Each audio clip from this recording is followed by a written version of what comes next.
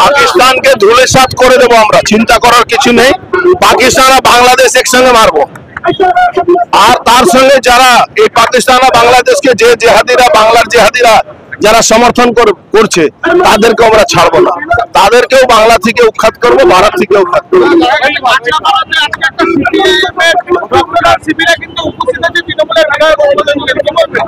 CPM, Trinamool Congress আর সোকল secular এরা সব দেশ বিরোধী, রাষ্ট্র বিরোধী।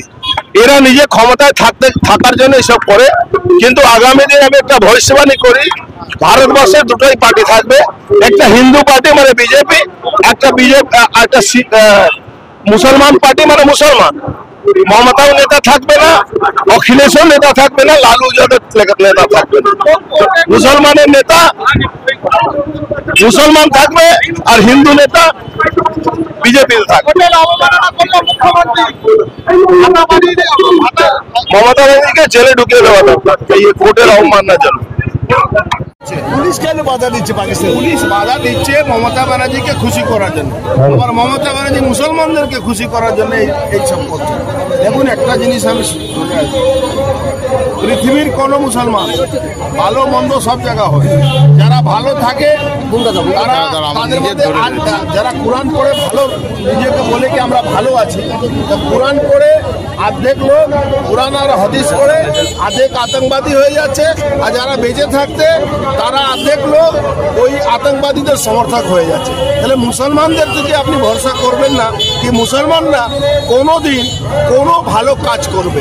এরা ভালো কাজ করার জন্য আসেনি। এদের একটাই আছে, কিভাবে ইসলামকে পৃথিবীতে আমরা নিয়ে আসবো, প্রত্যেকটা দেশে দখল করবো। গাজওয়ায় হিন্দ বানাবার জন্য চেষ্টা করছে।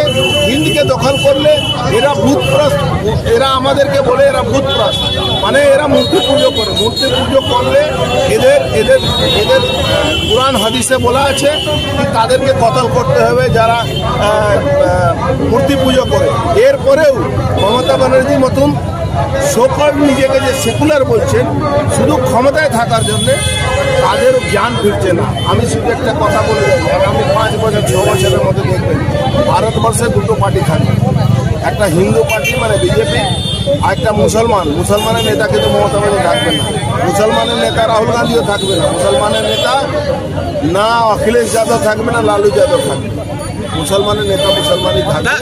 এই লড়াইটা যত তাড়াতাড়ি আমাদের সনাতনী হিন্দুদেরকে বুঝে নেওয়া উচিত, আর বুঝে এদের বিরুদ্ধে লড়াই ঘোষণা করা উচিত, যুদ্ধ ঘোষণা। শহীদ হয়েছে একটা মুসলমান। হিন্দুদের কি করা উচিত পাকিস্তানের উদ্দেশ্যে? দেখুন, হিন্দুদের পাকিস্তান এগেনস্টে যে আমাদের প্রধানমন্ত্রী অনেকগুলো পদক্ষেপ নিয়েছে। একটা কূটনৈতিক পদক্ষেপ, একটা সামরিক পদক্ষেপ।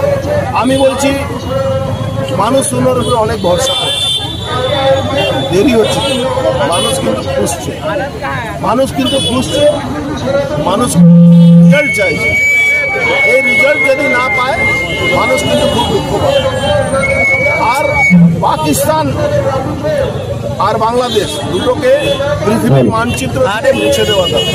দাদা, শহীদ হয়েছে একটা মুসলমান, তিনি ঝন্টু আলী শেখ, তিনিও কিন্তু জঙ্গিদের হাতে, কি বলবেন? না, আমাদের দেশের সেনাবাহিনী হিসাবে শহীদ হয়েছে, আমার সংবেদনা আছে তারপরে প্রতি।